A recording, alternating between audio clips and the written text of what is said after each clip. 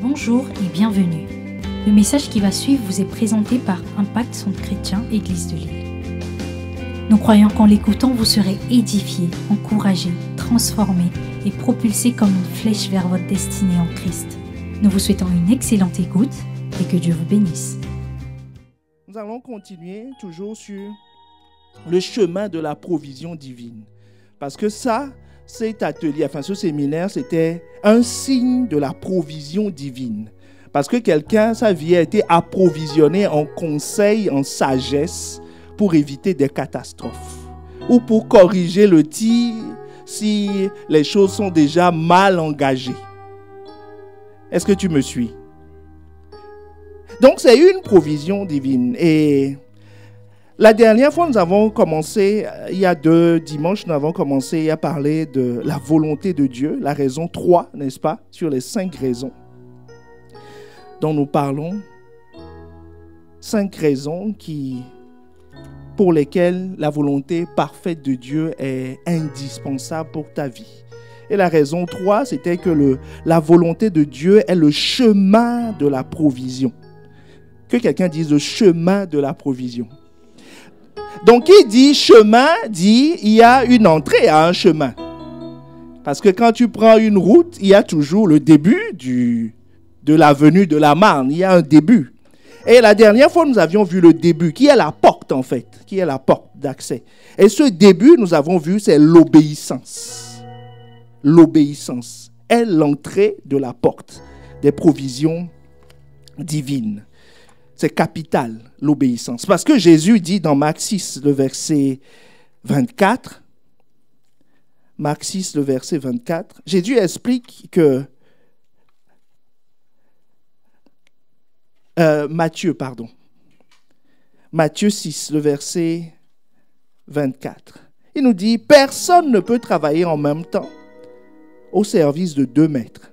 En effet, ou bien il détestera l'un et aimera l'autre, ou bien il sera entièrement dévoué à l'un et méprisera l'autre. Il dit, vous ne pouvez servir en même temps Dieu et l'argent. À partir de ce texte, nous comprenons qu'il y a en réalité 2 réserves. 2 réserves sur cette terre. Il y a 2 réserves. 2 réserves. Il y a la réserve de l'argent, c'est-à-dire de nos capacités, de ce qu'on peut produire, et il y a la réserve de Dieu. Et chaque maître rémunère, chaque maître nourrit. Si tu sers l'argent, tu seras comblé. De bien, de l'argent. Vrai ou pas vrai? Voilà. Si quelqu'un est décidé à aller au bout de sa carrière, on en connaît, il va aller au bout de sa carrière. Il aura la rémunération. Si quelqu'un est décidé à se marier absolument ou quel que soit ce que tu veux, si tu es décidé, tu l'obtiendras. Mais Jésus dit, il y a 2 maîtres. Tu sers l'un ou tu sers l'autre. L'autre, c'est Dieu. L'autre, c'est Dieu. Et Jésus dit que pour pouvoir accéder à ça, c'est simplement l'obéissance. Et je vous avais expliqué l'exemple de Moïse. Moïse qui avait le choix. Il était certes juif à la base, mais il est devenu égyptien. Pas adoption. Et pas n'importe quelle famille, il était dans une famille royale. Donc, c'était un prince de l'Égypte. Donc, il pouvait avoir une carrière politique, militaire, économique, tout ce qu'il veut. L'administration lui était ouverte en Égypte. Il avait un carnet d'adresses impressionnant en Égypte. Mais il a fait un choix. Il a fait le choix de quitter sa mère, la princesse. Est-ce que quelqu'un me suit? La fille de Pharaon. Il a fait le choix de quitter. C'est ce que la Bible nous dit. C'est pour ça que je vous disais, quand on était arrivé à ce niveau, je disais, c'est les dessous de l'affaire. Parce que tout le monde connaît l'histoire de Moïse. Mais là, la Bible nous raconte dans Hébreu les dessous de l'affaire. Il dit, il avait à un moment le choix, comme tu auras toujours le choix, entre la provision de la terre et la provision divine. Toujours. Donc, il avait le choix et la Bible nous dit, dans Hébreux 11, le verset 24 à 25, que Moïse a cru en Dieu. Alors, quand il est devenu grand, Il n'a pas voulu qu'on dise de lui, Moïse est le fils de la fille du roi d'Égypte. Il a choisi de souffrir avec le peuple. Et du moment où avec le peuple de Dieu, du moment où il a choisi, il a fait ce choix, comme Jésus explique dans Matthieu 6, 24, il a eu accès maintenant, plus aux réserves de l'argent que représentait la famille royale, d'accord? Mais il a eu réserve aux réserves à la provision de l'autre maître, Dieu. Et je vous disais que sa vie a juste été magique. Magique. Mais nous ne reviendrons pas dessus. Le message est disponible sur YouTube, sur notre chaîne ICC-TV. Donc, tu as l'occasion de l'écouter, de le réécouter. Donc, ça, c'était la porte. Que quelqu'un dise la porte. Mais nous ne sommes pas encore engagés sur le chemin. Il y a un chemin qui doit nous conduire à la réserve, n'est-ce pas? Voilà. Donc, en traversant la porte par l'obéissance, nous nous engageons dans un chemin. Et je vous expliquais que Jésus a eu le même problème. Quand il était sur la terre a déjà été remis au diable, le maître dont il parle dans Matthieu 6. Donc, à ce maître s'est présenté à lui et dit, Jésus, tu es sur terre, tu es dans mon domaine, dans ma juridiction. Mais qu'est-ce que tu vas faire si tu ne te prosternes pas? C'est-à-dire, si tu ne m'obéis pas, comment tu vas te nourrir? Comment tu vas faire fonctionner ton groupe de 12 disciples? Et Jésus lui dit, je ne t'adorerai pas. En disant ça, il lui dit en même temps, je ne t'adorerai pas, mais tu verras que je vais fonctionner. Tu verras que j'ai des réserves. Que ces réserves sont opérationnelles ici. Le diable pouvait penser, il doit avoir des réserves aux cieux, mais comment il va faire pour les transférer? Donc Jésus est en train de nous montrer en fait le chemin de la réserve divine. Comment on quitte le diktat de l'argent, d'accord, de ce que je peux produire pour rentrer dans la réserve de Dieu. Comment tu peux obéir à la parole de Dieu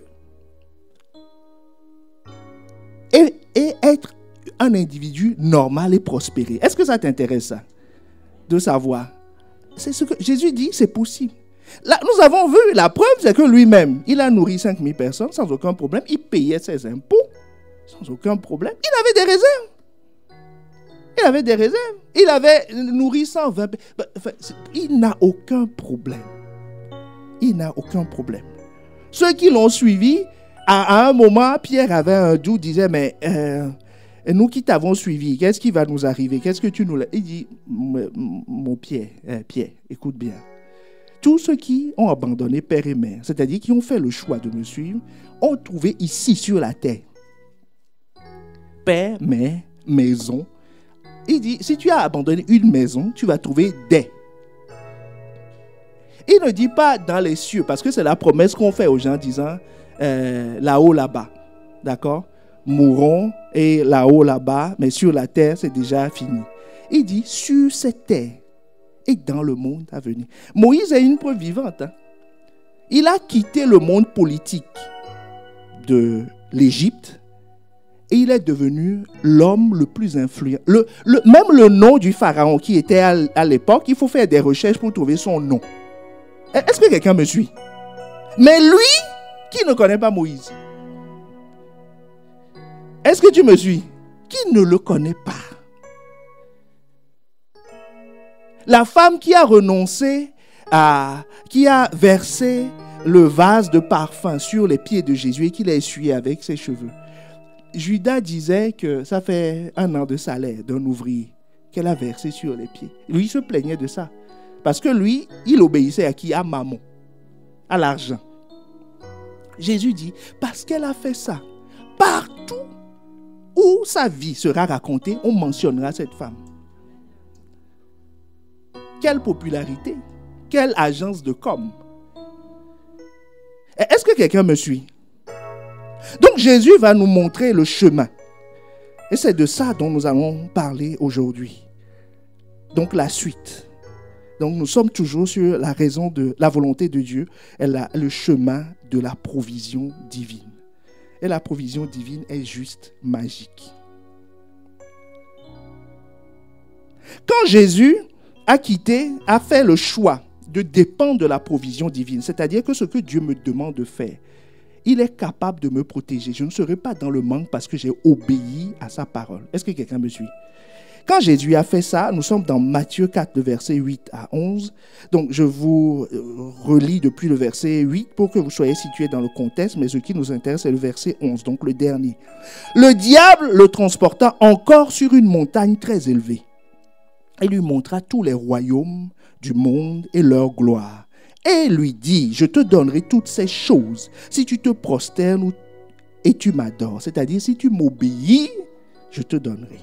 Jésus lui dit, retire-toi, Satan, car il est écrit, tu adoreras le Seigneur ton Dieu et tu le serviras lui seul. Alors le diable le laissa. Écoute, le diable le laissa. Et voici, des anges vinrent auprès de Jésus et le servaient.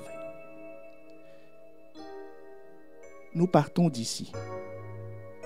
Alors, et voici, des anges vinrent auprès de Jésus et le servaient. Quand il a pris cette décision, quand tu prendras cette décision, des anges viendront auprès de toi pour te servir. Quand il a pris cette décision, donc ça veut dire que Jésus, le Fils de Dieu, avant, il n'y avait aucun ange qui... La Bible dit, et voici. Est-ce que tu me suis? Donc ça veut dire que le Fils de Dieu, c'est pas parce qu'il est le Fils de Dieu que les anges, il n'avait que son ange qui le suivait pour assurer ça. Mais là, la Bible dit, et des anges vinrent auprès de Dieu et le servaient. Cela me rappelle le rêve de Jacob. Allons dans Genèse 28, le verset 15 à 12 à 15. Parce que là, tu vas voir, parce que ce verset-là, et des anges vinrent le servir, ça veut dire qu'à partir de ce jour, Jésus avait accès à une autre réserve. Nous allons découvrir cette réserve. Ce n'est pas la première fois que ça arrive. La Bible répond à la Bible. Jacob, il eut un songe, verset 12. Et voici, une échelle était appuyée sur la terre. Que quelqu'un dise sur la terre. Et son sommet touchait au ciel. Que quelqu'un dise au ciel. Donc il y a une communication. Et voici, les anges de Dieu montaient et descendaient par cette échelle. Et voici, l'Éternel se tenait au-dessus d'elle et il dit, je suis l'Éternel, le Dieu d'Abraham, ton père, et le Dieu d'Isaac. La terre sur laquelle tu es couché, je la donnerai à toi et à ta postérité. Imaginez la scène. Jacob se réveille, il voit un trou au ciel. Il lève les yeux haut, il voit Dieu au bout. Il voit des anges descendre et il se baisse et il voit que l'échelle touche le sol. Et la voix, il ne sait pas ce que les anges transportent. D'accord? Il voit juste, il monte, il descend. Et il voit le sol, il lève les yeux encore et la voix lui dit, le sol que l'échelle touche là où toi tu te situes, je te le donne.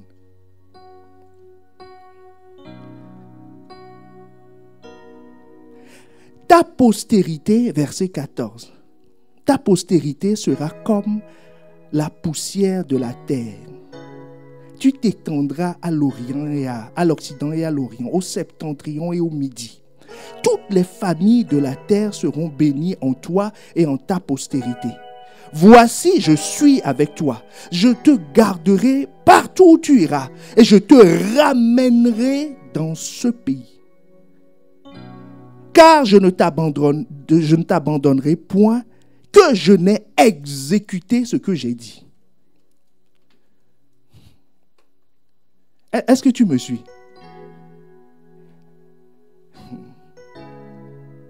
Ce texte nous montre que Dieu a les moyens d'approvisionner la terre. C'est cette réalité dont Jésus était conscient. Parce que quand il voit, le monde entier est sous la puissance du malin. Donc il arrive dans une zone qui est complètement contrôlée et on lui dit, tu m'adores, c'est-à-dire tu te soumets à moi ou pas. C'est comme si tu arrives en France et on te dit, tu n'auras aucun moyen de l'État français ou de la société française. Et tu dis, je vais créer une société, je vais construire une maison, je vais faire ci, je vais faire ça. Ben, tout le monde va te dire, mais comment tu vas faire? Est-ce que tu te poses la question? C'était la situation de Jésus. Donc si tu n'as pas un moyen d'approvisionnement, c'est-à-dire si ton pays ne peut pas te parachuter des vivres, ne peut pas assurer ta sécurité, comment tu vas faire? Est-ce que quelqu'un voit la situation de Jésus? Mais ça, si il dit, je ne vais pas me prosterner, mais je vais fonctionner, ça veut dire qu'il a des moyens. Et ça veut dire qu'il a des moyens.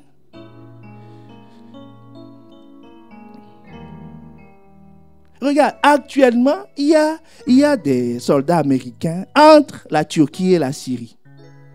Donc, dans une zone complètement enclavée, qui est très loin des États-Unis. Pourquoi ils fonctionnent là-bas? Pose-toi la question. Parce qu'ils ont un approvisionnement. Sinon, comment ils vont faire? Ils vont aller au marché acheter? Non. Ils ont des approvisionnements. Est-ce que tu me suis? Donc, Jésus était conscient de l'approvisionnement, qui est le chemin. Parce qu'il y a un élément capital qui manquait au diable, qui lui proposait ce marché, qui est le mensonge dont je vous parlais la dernière fois, dont tu dois être conscient. C'est que un administrateur est différent du propriétaire. Est-ce que tu me suis? Un administrateur de biens est complètement différent du propriétaire. L'administrateur sera viré un jour. Le propriétaire possède son bien pour toujours. Dieu a donné l'administration de la terre à l'homme. Il ne lui a pas donné le titre de propriété de la terre. La terre appartient à Dieu. Et tout ce qu'elle contient, c'est ce que dit la Bible, n'est-ce pas? La preuve, c'est que Jésus dit plus tard que Dieu fait lever son soleil sur les bons et sur les méchants. Donc c'est son soleil. Ce n'est pas le diable qui fait lever le soleil ou qui le fait coucher du tout. Est-ce que tu me suis? Donc la proposition du diable était très logique mais viciée à la base. Il y avait une erreur de statut de la personne qui affirme la chose. Il se prenait, il voulait faire croire à Jésus qu'il était le propriétaire de la terre. Mais Jésus dit non, le propriétaire c'est nous, mais tu es administrateur. C'est vrai que l'administrateur que nous avons recruté, qui était Adam, à qui on a confié la terre, a fait des malversations et t'a passé le bien. Mais nous allons aller au tribunal. C'est comme ça que ça se passe, non? Si tu confies ta société à quelqu'un et tu reviens plus tard, il y a des malversations, tu vas arrêter la personne sur le champ, il y a un tribunal, il y a une plainte. Donc le diable un jour sera jugé. Donc il dit, il y a une plainte, il y a un dossier sur sa tête, tu le sais, non? Quand le jour, on va passer bientôt à la cour et tu verras. Et tu verras, je vais récupérer mon bien. C'est comme si nous sommes locataires ici pour le moment. Nous disons, nous voulons détruire le bâtiment, refaire ci, refaire. Ce n'est pas possible. Est-ce que tu me suis? Alors, il ne faut pas confondre l'administrateur et le propriétaire. Dieu, c'est ce qui nous arrive des fois, même au niveau de notre corps. Je vous parlais des semences la dernière fois. Qu'il ne faut pas confondre la semence et la provision divine. Ton corps, les capacités de ton corps, ce n'est qu'une semence. C'est-à-dire un bien que Dieu t'a dit d'administrer. Ta vie, est-ce que tu es propriétaire de ta vie? Tu n'as pas décidé du début ni de la fin. Tu ne peux même pas décider de ce qui va t'arriver sur le chemin. Ou bien il y a quelqu'un ici qui... Si quelqu'un a décidé du début et de la fin, qu'il se lève pour que nous puissions l'honorer. Parce que... Est-ce que quelqu'un me suit? Donc tu n'es pas propriétaire de ta propre vie. Puisque les éléments fondamentaux qui montrent le droit de propriété, tu ne les as pas. Tu n'as pas décidé du début. Tu ne vas pas décider de la fin.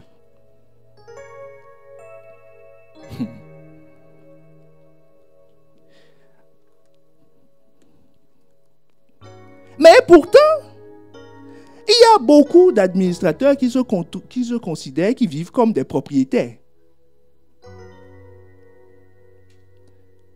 Ils font ce qu'ils veulent de leur vie. Et encore. Donc, il y a un conflit administrateur-propriétaire. Donc, il y aura un tribunal au bout. Il y a une plainte du propriétaire qui dit, bon, un jour, tu vas rendre compte. Donc, en attendant le procès, les gens croient qu'ils sont... tu vois, et encore. Ben, ça, c'est ce qu'on dit jusqu'à ce qu'on rentre. Quand on dit la cour, tout le monde se lève. Et que le juge prononce la sanction et que tu vois la police qui se présente. Ah, tu vas dire, ben, je croyais que... Non, il ne faut pas croire. Il y a une plainte. Il y a une plainte. Où le jugement, l'administrateur passera. Est-ce que tu me suis? L'administrateur, le propriétaire, il passera, il demandera des comptes. Donc, je t'ai donné une vie, je t'ai donné telle capacité, je t'ai donné ci, je t'ai donné ça. Qu'est-ce que tu en as fait? Est-ce que quelqu'un me suit? Donc, il est important, pour qu'on aille plus loin, de ne pas confondre propriétaire et administrateur. Donc, Jésus était conscient du fait que celui-là qui lui propose l'affaire, c'est un administrateur, mais qu'il connaît très bien le propriétaire. Donc, il n'y a aucun problème. Donc, le propriétaire s'occupera de lui, pourvoira à ses besoins. Est-ce que quelqu'un me suit?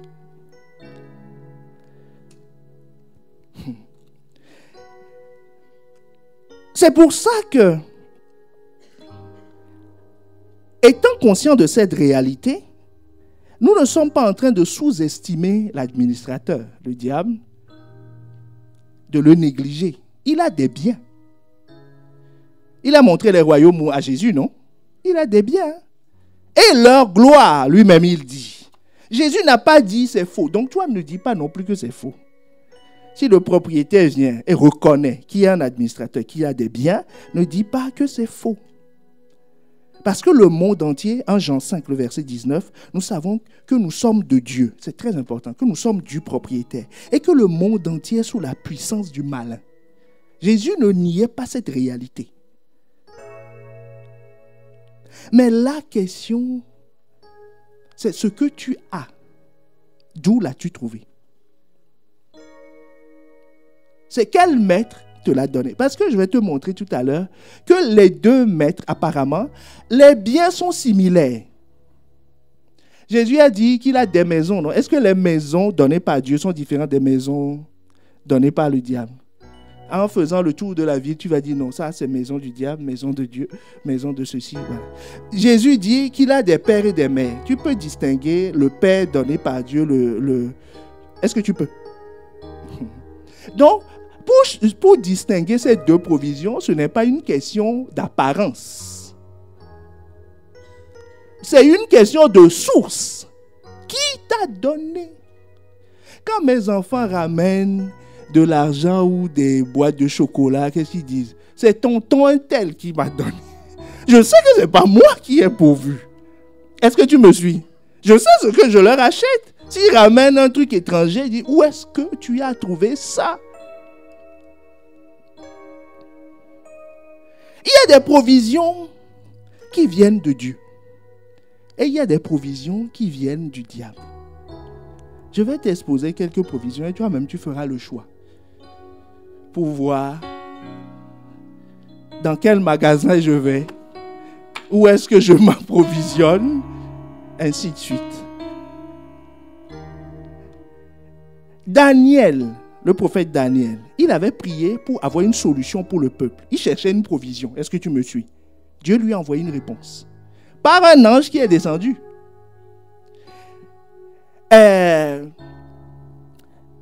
Jonas, le soleil le brûlait. Il était exposé au soleil. Il était fatigué de se bronzer. Donc il a demandé à Dieu, donne-moi un toit. Il a eu un toit. Il y a un arbre qui a poussé qui lui a fait de l'ombre. C'est une provision ou pas? Parce que quelqu'un, quand on parle de provision, il voit que l'argent. Il voit les billets tomber, des pièces d'or qui tombent. Hein? Il croit que dans les bagages des anges, c'est du diamant qui est descendu. Non, mon ami. Tu as besoin de toutes sortes de provisions.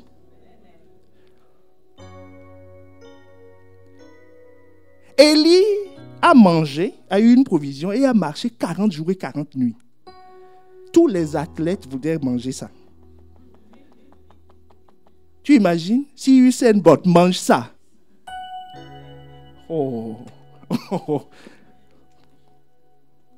C'est des provisions. Est-ce que tu me suis? C'était une provision pour son corps qui a été fortifié par un seul repas. Il a marché 40 jours. Le peuple d'Israël dans le désert, ils ont obéi une seule fois 40 ans de réserve. Certains avaient besoin de relations professionnelles. C'est une provision. Moïse a embauché un porte-parole chargé de sa communication live. Dieu a pourvu. Il dit, je ne sais pas parler. Je ne sais pas communiquer. Dieu dit, attends, ton frère Aaron, il sait parler. Il dit, il vient. C'est-à-dire, j'ai déjà pourvu. Il se présente là. Il est venu.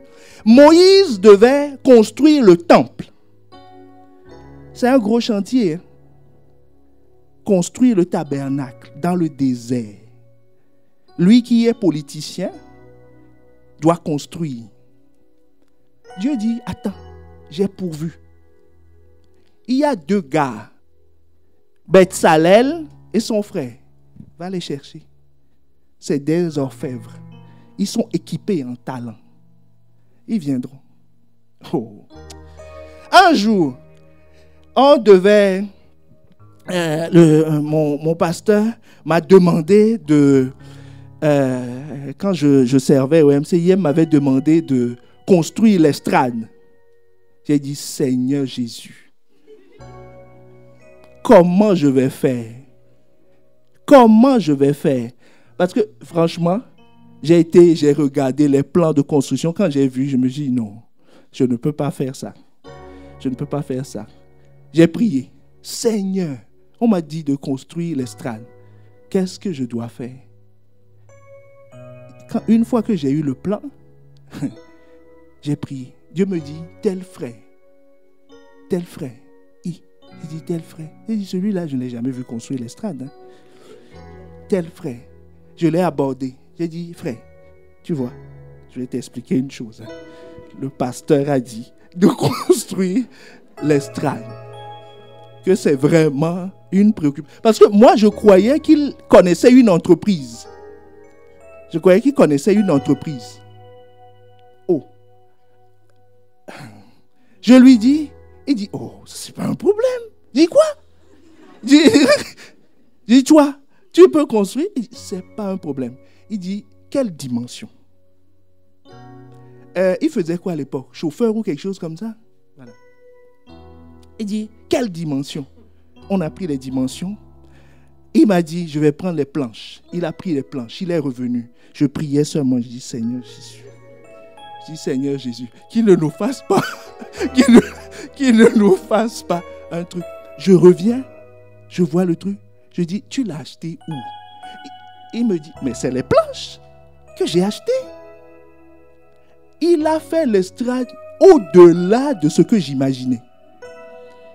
Et quand je parlais avec lui, il me dit, non, avant d'être chauffeur et d'être... Il dit, à un moment de ma vie, j'étais désœuvré et j'avais des copains qui travaillaient dans le bâtiment.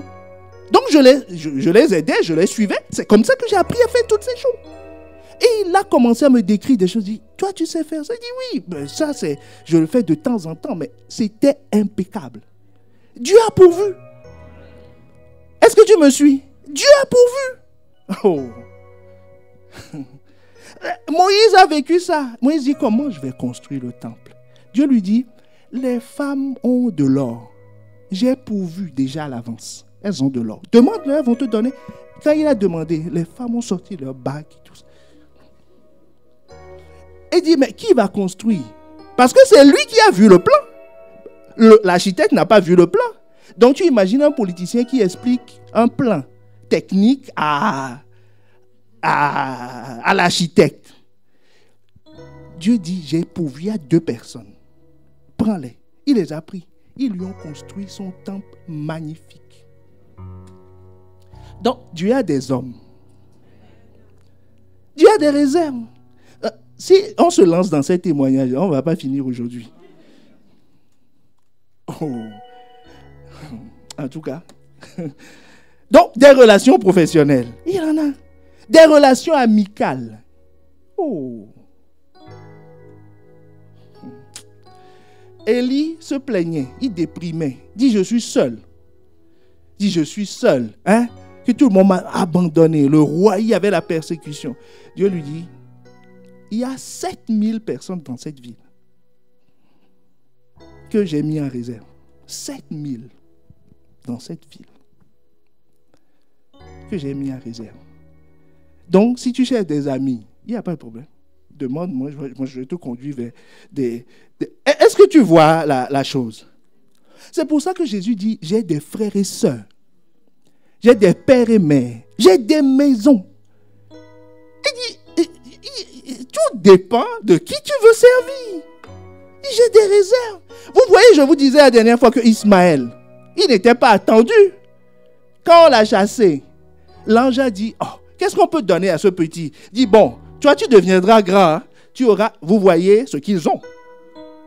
Mais ça, c'est ceux qui n'étaient pas attendus. Donc, imagine ceux pour qui on a fait des réserves. Est-ce que quelqu'un me suit? Il y a quelqu'un qui dit, non, moi, je manque d'amour. Vous avez déjà entendu ça? On peut en faire un slogan. Et moi, je manque d'amour. Mais j'ai prévu des frères. Tu sais ce qu'on appelle la communion fraternelle? Oh. Ce que je vous raconte, c'est des choses qu'on a vécues, qu'on vit. Des gens qui sortent, tu ne sais d'où, que tu ne connais pas, qui ne sont pas de ton pays, de ton village, qui t'aiment.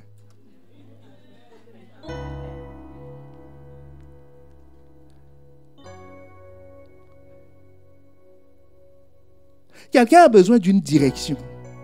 Il se dit, qu'est-ce que je vais faire? Qu'est-ce que je vais devenir? Qu'est-ce que je vais devenir? Dieu a des réserves de direction, de consignes. Quand je devais choisir, quand j'ai fini mes études, il fallait choisir une ville pour la dernière partie. Donc, il y avait toute la France. Tu ne vas pas faire. Et puis tu ouvres et tu dis, quelle ville? J'ai prié. J'ai demandé, Seigneur, donne-moi une direction. Qu'est-ce que je dois faire? Il m'a dit, aujourd'hui, là, dans mon stage, je devais finir avec le chef du service. Il me dit, écoute, il va te dire, écoute bien ce qu'il va dire. On a fini à midi ou 13h. C'était plutôt vers 13h, c'est-à-dire on a fini en retard. Et il s'est mis à me raconter sa vie.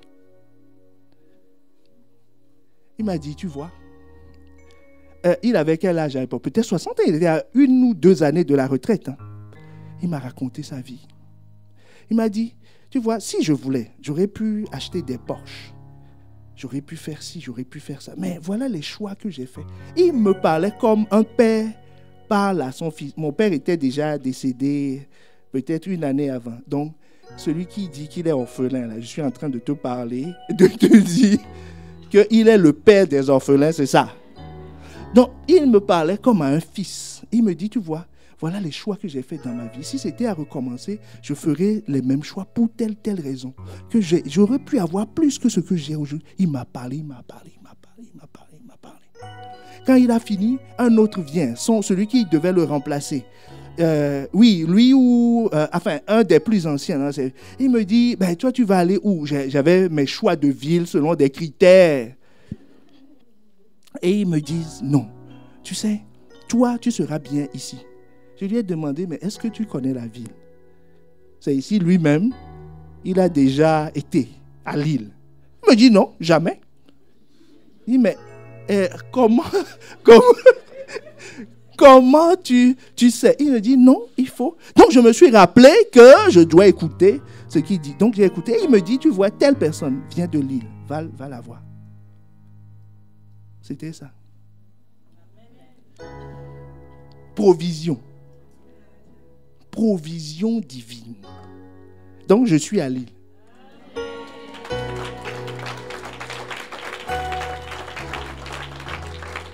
Mais toutes les provisions ne viennent pas de Dieu.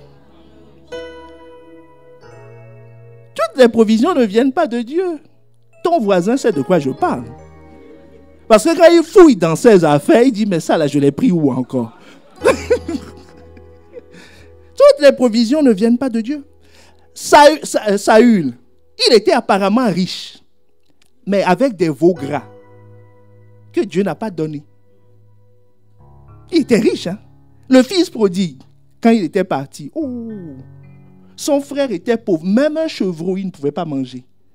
Mais lui, mallette de billets. Il était riche, mais ce n'est pas Dieu qui a donné. Est-ce que tu me suis? Samson avait une femme, une belle femme, réputée. Il avait une femme, mais ce n'est pas Dieu qui a donné. Est-ce que tu me suis? Ce n'est pas Dieu qui a donné. Puisque la preuve, c'est qu'on sait où ça a fini.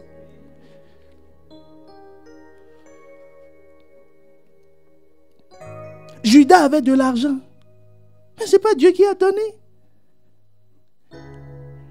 Même un collaborateur, on parlait de relations professionnelles tout à l'heure. Il y a eu, si vous lisez, c'est Acte 15, je crois, verset 39, où il y a eu une dispute entre l'apôtre Paul et Barnabas au sujet de Marc, qui était le neveu de Barnabas. Et Barnabas a pris Marc, avec lui est parti. Ils se sont séparés. C'est là où les deux se sont séparés. Ils se sont séparés. Depuis ce jour, on n'entendait plus parler de Barnabas. Et on a continué à entendre parler de Paul. Pourquoi? Son collaborateur, ce n'est pas Dieu qui a donné. Marc, c'était un type déloyal qui voulait absolument travailler avec eux. Paul ne voulait pas. Il dit, celui-là n'est pas sérieux, on ne va pas le prendre. Barnabas dit, non, c'est mon cousin, c'est mon neveu. Hey, quelqu'un est en train de... c'est mon cousin, c'est mon neveu. Donc, non, Paul dit, non, on va l'exclure. Il dit, non. Il dit, bon, d'accord, si c'est comme ça, toi, tu pars à gauche. Moi, je prends Timothée. Et toi, tu gardes Marc. Il a gardé Marc. Dieu n'a pas donné son ministère. Il y avait une prophétie sur sa vie, hein, sur Barnabas. Son ministère a disparu. Est-ce que quelqu'un me suit? Relation professionnelle. Adam avait une connaissance. La connaissance du bien et du mal. Il avait, mais ce n'est pas Dieu qui a donné. Comme il y a des choses que tu cherches à savoir ou que tu sais, que Dieu n'a jamais voulu que tu saches.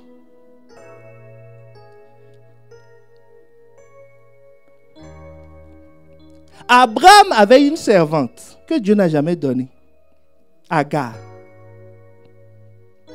Puisqu'il a attrapé où? En Égypte. Quand il était allé en Égypte, il mentait comme... pour manger. C'était pour ça qu'il était parti. Il y avait la famine, il est parti en Égypte. Il a dit là-bas que sa femme, c'est sa sœur, ceci, cela. C'est le Pharaon, Dieu lui a fait grâce. Parce qu'à cause de la parole qu'il y avait sur sa vie, si Pharaon avait touché à Agar, l'Égypte allait être foudroyée. Donc, Pharaon a été divinement averti. C'est lui qui est venu dire à Abraham, dis la vérité.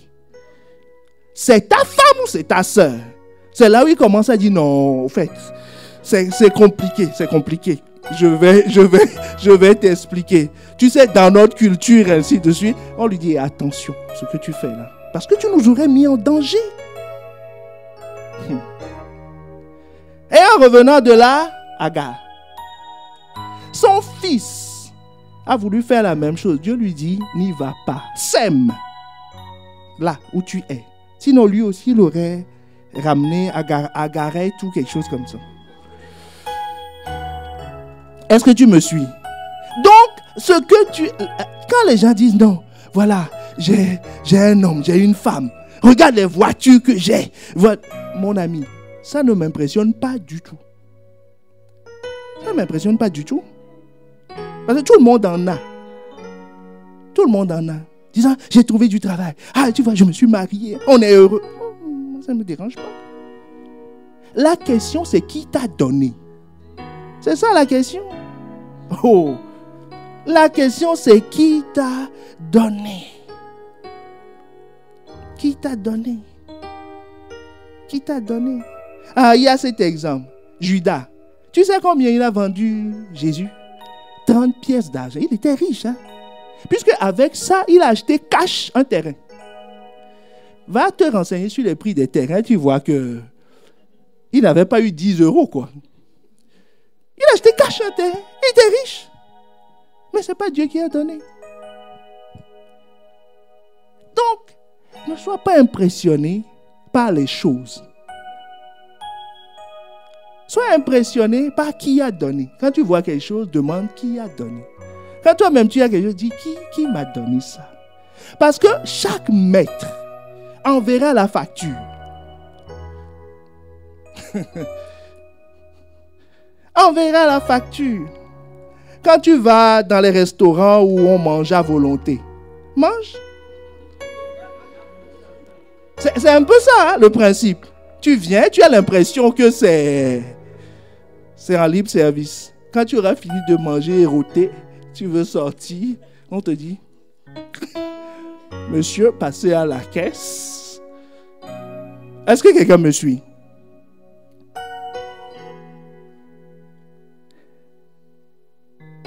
Beaucoup de personnes tombent dans ce piège. Ils croient posséder, donc c'est de Dieu. Non, c'est pas vrai. C'est pas vrai. Il y a un pasteur qui raconte qu'un autre pasteur a été très déloyal vis-à-vis de son pasteur, son père spirituel. Et il est parti avec des membres de l'église. Ils sont allés créer une église à côté. Donc lui, qui le connaissait, était venu et a appris la situation et lui a dit, mais ce que tu fais, c'est pas bien. Il dit, non, si c'est pas Dieu, regarde. Donc il l'a amené sur le parking et lui a montré la nouvelle BM toute neuve que ses fidèles avec qui il est parti lui ont acheté. Il dit, ça, si c'est pas Dieu, c'est qui? Il dit, ça c'est une bénédiction. Il regarde la voiture. Et son ami lui a dit, tu verras. Tu verras. Et il est parti, il dit non, si ça c'est pas Dieu, c'est Dieu qui me parle, c'est Dieu qui a permis, c'est Dieu qui a fait ça, c'est Dieu qui a fait ça. Quelque temps après, voiture partie, sa femme et ses enfants l'ont quitté. Même sa situation administrative posait problème. Est-ce que quelqu'un me suit? Bon, si, comme lui disait, si c'est pas Dieu, bon maintenant il a la réponse. Bon. Que ce ne soit pas ton cas au nom de Jésus. Que tu aies accès à la réserve, à la provision divine. Ce que je veux te dire, c'est que Dieu a une réserve pour toi. Dieu a une réserve pour toi. Et dans tous les domaines de ta vie, il y a une réserve pour toi. Le diable aussi a une réserve pour toi dans tous les domaines de ta vie. Mais il y a une façon simple de savoir quelle conscience on a de la réserve, de la source de notre réserve. Je le redis autrement. Il y a un signe qui montre que tu sais de qui, tu reconnais de qui te viennent ces réserves. Je te donne un exemple. Imagine, tu es là et puis tu regardes sur ton relevé de compte Trésor américain. Il te prélève 500 € et tu lis devant taxes. Tu dis, taxes pourquoi? Tu te renseignes, on dit les impôts des États-Unis te prélèvent 500 €. Là, tu vas sortir tout de suite ton stylo pour commencer à écrire la plainte pour envoyer à ton banquier. Pourquoi? Parce que tu n'es pas sur le territoire américain. Tu ne dépends pas de la réserve américaine. Mais par contre, si on dit la Direction générale des impôts français prélève de l'argent sur ton compte, est-ce que tu seras extraordinairement surpris? Tu vas juste te demander, est-ce que je suis en retard ou j'ai oublié? Tu comprends ce que je veux dire? Parce que tu sais que tu dépends de la réserve française.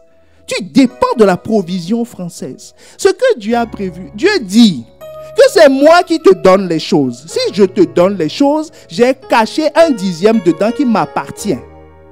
Est-ce que tu me suis? Le fait, c'est pas qu'il en a besoin. S'il te donne 100%, donc il n'a pas besoin de 10%. C'est logique, non? Demande à ton voisin si c'est pas logique, ça. La personne te donne 100%. Il te demande 10% et tu lui dis qu'il en a besoin. Il n'en a pas besoin. Mais ça, c'est le signe que tu reconnais que c'est lui qui t'a donné. Comme tu trouves normal de payer les impôts. Est-ce que quelqu'un me suit? Tu trouves normal de payer les impôts? Est-ce que quelqu'un me suit? C'est le signe que tu reconnais que tu es sous la juridiction de l'État français. Que tu fonctionnes, tu vis dans ce pays, que tu profites de ce pays. Que ta réserve, c'est ce pays. Ainsi de suite. Que ton bien, c'est ce pays. C'est le signe. Est-ce que quelqu'un me suit? Donc, il y a le moyen simple. On ne va pas se fâcher. Que quelqu'un qui nous montre, que quelqu'un reconnaît que ce qu'il a vient de Dieu, c'est qu'il n'a aucun mal à contribuer pour... Je ne parle pas des offrandes, hein, parce que les offrandes, on est libre. Je parle de la dîme, qui est une consigne. Est-ce que quelqu'un me suit? Voilà, c'est tout. Celui qui ne veut pas payer dit, c'est mon argent. Et il a raison. Il dit, c'est mon argent. S'il considère que c'est son argent, il est libre de considérer que c'est son argent. Dieu dit, d'accord, c'est ton argent, fonctionne avec, il n'y a pas de problème. Donc, il est en train de dire, bon, comme c'est mon argent, donc moi je sers déjà. Est-ce que quelqu'un me suit?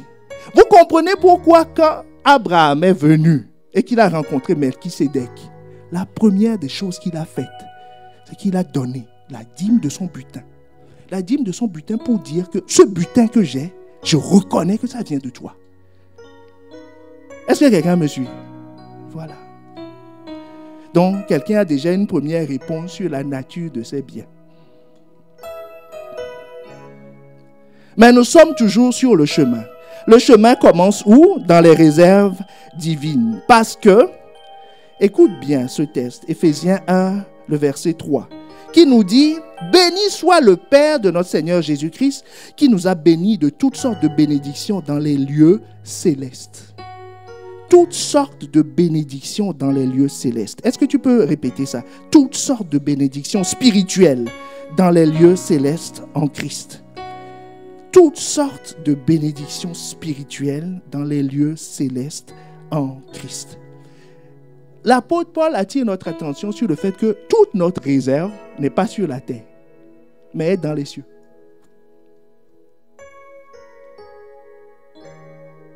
Est dans les cieux. Donc, il va falloir user d'artifices pour ne pas frustrer les droits du diable, l'autre administrateur qui est sur la terre, et approvisionner la terre de façon tout à fait légale. Est-ce que tu me suis? Voilà.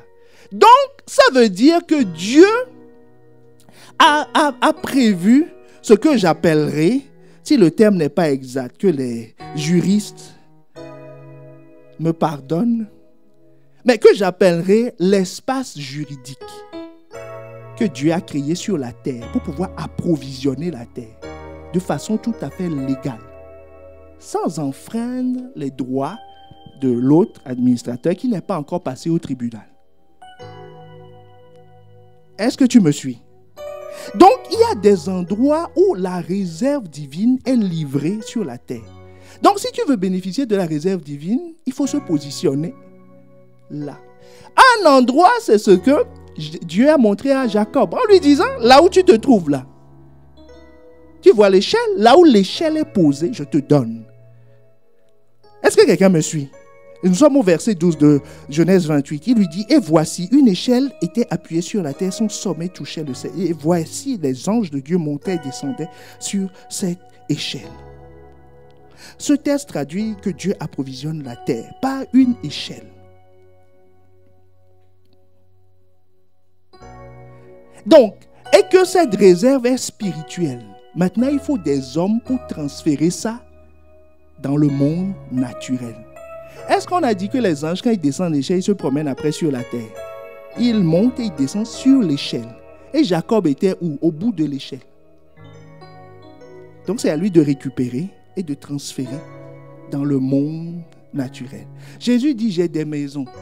Si les apôtres, Pierre, Jacques et Jean, qui sont avec lui depuis un moment, lui posent bien la question, dit Jésus, tu es sûr? C'est parce que depuis qu'ils le connaissent, ils n'ont jamais visité ces villas. Est-ce que tu me suis? Ils ne connaissent pas ces pères et ces mères dont ils parlent. Mais Jésus dit, j'en ai. Donc il les a quelque part. Est-ce que tu me suis? Il les a quelque part. Il y a deux endroits dont je vais te parler, que tu connais déjà. Tu sais, dans un pays, si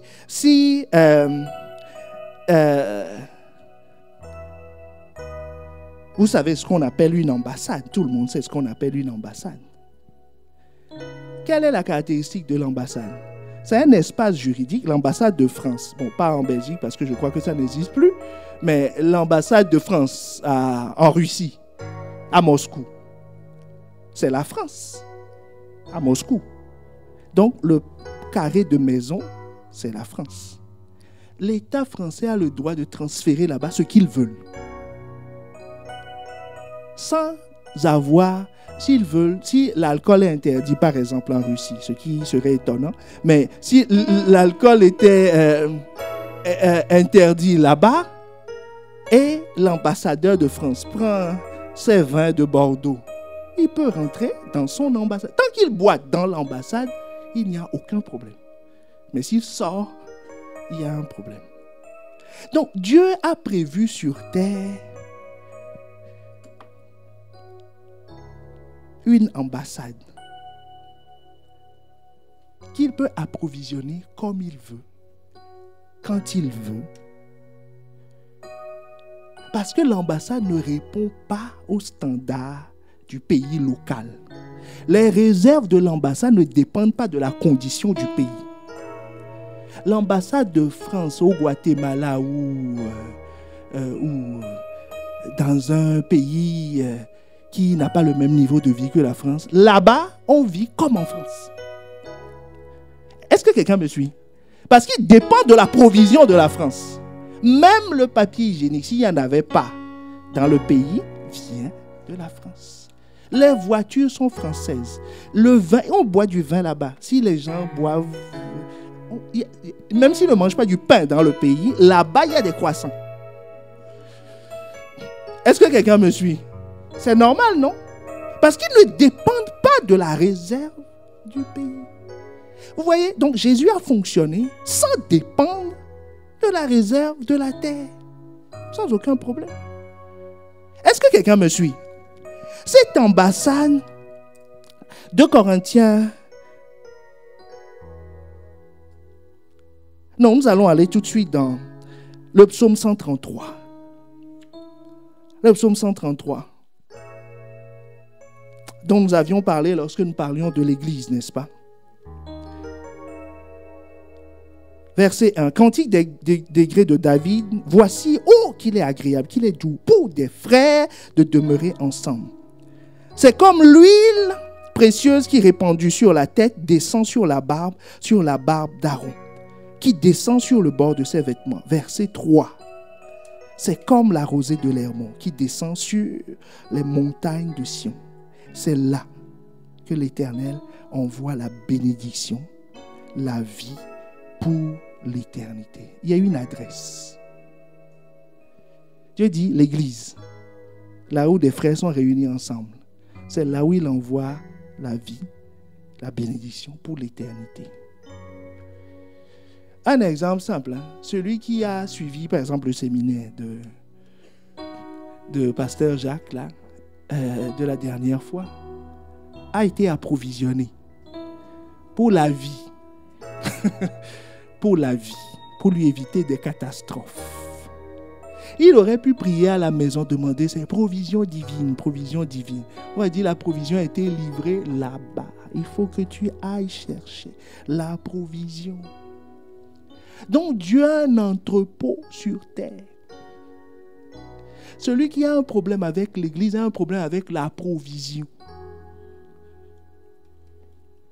Certains ont leur vie asséchée. Saison sèche toute l'année. Et pourtant, ils voient la pluie tomber. Et se demandent pourquoi. Mon ami, va à l'entrepôt. C'est pour libérer quelqu'un. Va à l'entrepôt. Parce qu'il peut prier n'importe comment. Il y a un lieu de livraison. Et il dit, c'est pour l'éternité. Il n'a pas dit, c'est pour les 50 prochaines années de ta vie. Après, on reverra les statuts. Non, c'est pour l'éternité. C'est pour l'éternité. Et tu sais pourquoi c'est pour l'éternité? Écoute, parce que pour assurer, je vous parlais tout à l'heure d'ambassade, n'est-ce pas? Parce que 2 Corinthiens 5, le verset 10 à 19, nous dit ceci. Car Dieu était en Christ, réconciliant le monde avec lui, c'est-à-dire touche le sol et le ciel. D'accord? Le sol et le ciel. Réconciliant le monde avec lui en n'imputant point aux hommes leurs offenses. Il a mis en nous la parole de la réconciliation. Nous faisons donc des fonctions d'ambassadeurs. Est-ce que quelqu'un me suit? Si tu es déclaré ambassadeur, forcément que tu seras approvisionné. Nous faisons une fonction d'ambassadeur pour Christ. Est-ce que vous comprenez l'espace juridique que Dieu a créé? Pour isoler des gens et les approvisionner sur la terre. C'est tout à fait légal. Ambassadeur, c'est ton statut. Si tu le reconnais comme Seigneur et Sauveur, c'est ton statut. Ambassadeur. Donc, il doit approvisionner ta vie. Puisque tu dépends de lui, tu ne dépends pas de la terre. Mais l'ambassadeur, c'est purement, c'est un poste. Tu comprends? On peut changer l'ambassadeur. Mais pour te garantir la provision, il a encore sorti un autre cadre juridique. Parce que l'ambassadeur te garantit la provision à coup sûr. Mais la durée c'est pas durée indéterminée. Est-ce que vous connaissez quelqu'un qui est né ambassadeur? Dès qu'il est né, on a noté à la maternité ambassadeur, et il est mort. Ça n'existe pas. L'autre statut qu'il a prévu, c'est qu'il a dit, c'est l'Église d'abord. Et l'Église, il lui a donné le statut d'épouse. Est-ce que quelqu'un me suit? Ça, c'est un approvisionnement à vie. Donc, non seulement l'Église est le lieu où il livre toutes sortes de réserves, mais il rajoute, il dit que l'Église, c'est son épouse. Éphésiens 5, le verset 23. Il dit, qui est son corps, parlant de l'Église, la plénitude de celui qui remplit tout en tous. Car le mari est le chef de la femme, comme Christ est le chef de l'Église. C'est son épouse. Est-ce que quelqu'un me suit? Donc, est-ce qu'un homme doit assistance à son épouse? C'est ce qu'on dit à la mairie, hein? Vous devez mutuellement assistance. Ça, c'est des provisions garanties. Si on te dit épouse ou ambassadeur, qu'est-ce que tu vas choisir? Épouse. Moi, je serai épouse. Hein. C'est mieux qu'ambassadeur. Donc, on commence ambassadeur et on finit épouse. Ambassadeur, c'est les individus. Mais la garantie de la durée, c'est épouse. Et l'église est où? L'église est sur la terre. Jésus avait son église, 12 membres. Et il vivait confortablement, dans le luxe. Ils organisent des banquets de 5000 personnes. Tout le monde leur demande, mais où est-ce que vous allez trouver la provision? Il dit, il n'y a pas de problème. C'est le royaume qui reçoit. Est-ce que quelqu'un me suit? Si c'est le royaume qui reçoit, on n'a pas de problème. C'est les membres de son église qui se posaient des questions. Il dit, Jésus, tu es sûr, hein? Ils sont 5000, hein? Tu as bien vu. Hein? Il dit, oh, vous n'avez pas encore compris que nous dépendons d'une réserve céleste. Est-ce que quelqu'un me suit? Est-ce que tu vois le chemin? Il y a un chemin, c'est ce que je veux te dire. Le chemin qui vient du ciel et qui est tout à fait légal sur la terre. Donc plus l'Église s'étend, plus la conquête augmente. Plus l'approvisionnement. Tu sais, quand il y a une église, c'est une bénédiction pour les gens. Les gens viennent pourquoi? Pour s'approvisionner. Pour s'approvisionner. Quelqu'un qui a le cœur brisé, il vient, il est consolé. Et voilà, ainsi de suite. Quelqu'un qui était dans le manque, il trouve. Quelqu'un qui manquait d'amour, il trouve. Quelqu'un qui... Ainsi de suite. Est-ce que quelqu'un comprend? Hein? Est-ce que quelqu'un comprend l'enjeu quand Pasteur Jacques disait la dernière fois que nous devons nous étendre? Parce que nous étendre veut dire les réserves sont disponibles pour plus encore, pour plus encore. Les gens souffrent. Hein? Les gens souffrent. Les gens souffrent. Parce qu'ils manquent de réserve, ils manquent de provision, ils n'ont pas la bonne provision. L'Église est la solution. Mais maintenant, la question, nous allons finir par là. Que faire quand les réserves spirituelles sont disponibles? Parce que là, maintenant, tu vois que tu as toutes sortes de bénédictions. Éphésiens 1, le verset 3. On peut l'afficher à nouveau. Parce qu'il faut que ça soit une conviction pour toi. Éphésiens 1, le verset 3. Béni soit le Père de notre Seigneur Jésus-Christ qui nous a bénis de toutes sortes de bénédictions dans les lieux célestes en Christ.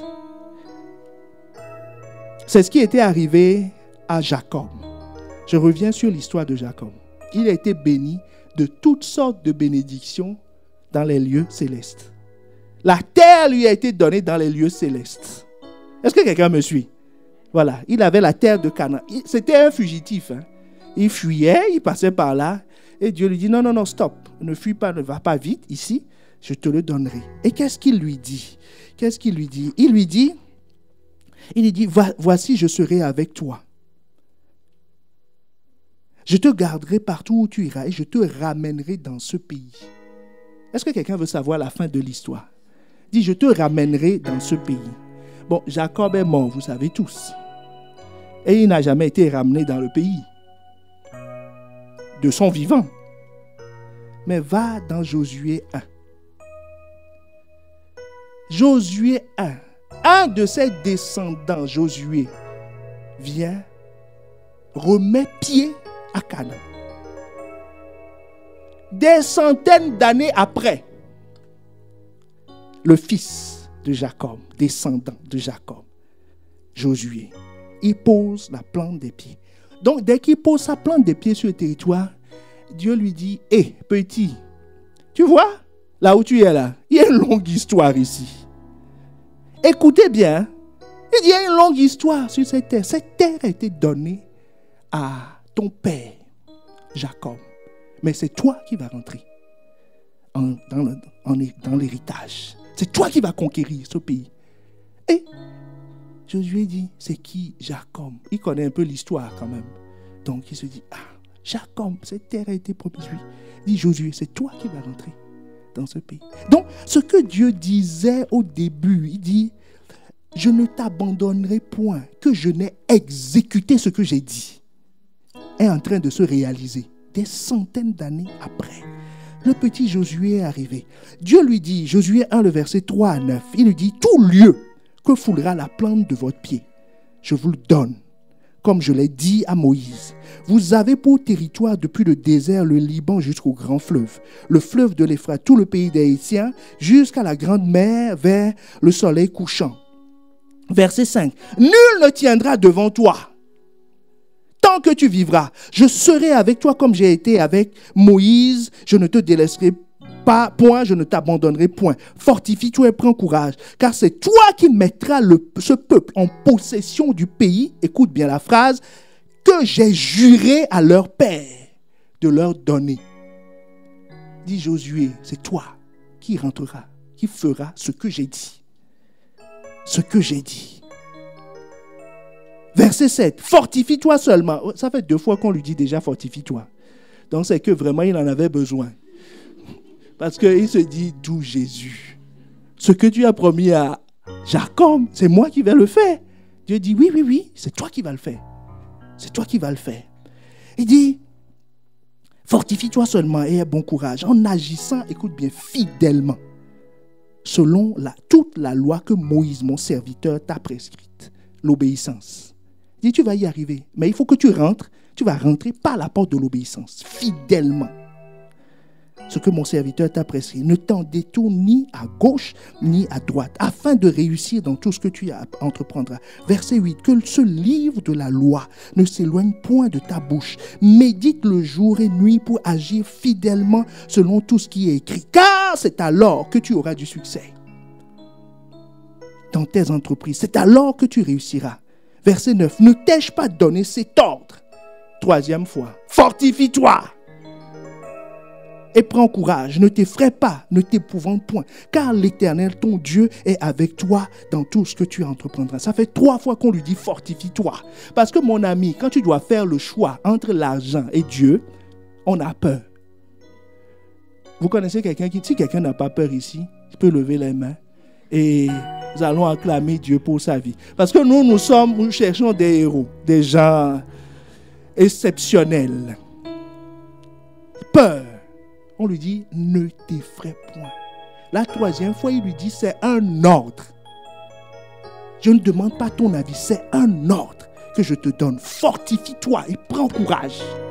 Va jusqu'au bout de la démarche que tu as commencé. Il dit, fortifie-toi et prends courage. Parce que c'est pas facile. C'était pas facile pour Moïse de quitter maman Alphonsine. Là où il était bien, prince d'Égypte. Il ne travaillait pas. Il a fait l'ENA, il a fait tout ce qu'il avait à faire. Il avait un carnet d'adresse impressionnant. Il était tranquille pour aller dans le désert. Tu sais ce qu'il faisait dans le désert? Il était devenu berger. Il travaillait pour payer sa dot. Parce qu'il s'est marié. On lui a donné la femme à crédit. Puisque quand il était arrivé, il n'avait rien. On l'a marié. Est-ce que quelqu'un me suit? Donc après, il travaillait pour le beau-père. Il travaillait. Il n'avait rien. Il était le prince. Il est arrivé fauché. Il est arrivé fauché dans le désert. Dans le désert. Personne ne le connaît. Il ne disait même pas qu'il était prince. Parce que c'était trop ridicule. Quand on le voit, on voit sa situation. Il s'est marié incognito dans le désert. Est-ce que quelqu'un me suit? C'était pas facile. Hein? Quand il fuyait, il ne sifflait pas sur la route en disant « Allons au désert, que là c'est la belle vie. » Non. Vous comprenez pourquoi Dieu dit à Josué « Fortifie-toi. » Pour prendre la réserve, tu dois te fortifier. C'est pas que les gens ne savent pas qu'il y a une réserve. C'est le courage qui manqua beaucoup. Oh! Ah, c'est le courage qui manqua beaucoup. Et il regarde, il dit, on va encore attendre ici. On dit, là-bas, c'est tout chaud. Un tiers vaut mieux. Là, il devient poète. Il y a des paroles qui lui viennent dire, non, un tiers vaut mieux que deux, tu l'auras. Mais il faudra renoncer à une réserve pour avoir une autre. Tu ne peux pas avoir les deux. Tu ne pourras pas avoir les deux. Donc, Josué est confronté à cette situation. Donc, Josué est celui qui va nous montrer comment on reçoit le colis qui vient du ciel. Parce que là, lui, il n'a jamais vu un ange qui monte et qui descend. Hein? Jamais de sa vie. Est-ce que tu me suis? C'est qui a vu? Son père. Donc, Dieu lui dit, tu vois, ce que ton père a vu là, c'est maintenant la concrétisation. Et c'est toi qui vas concrétiser l'affaire. Donc, Josué est celui qui va nous montrer comment on reçoit le colis qui monte et qui descend de l'échelle. Est-ce que tu me suis?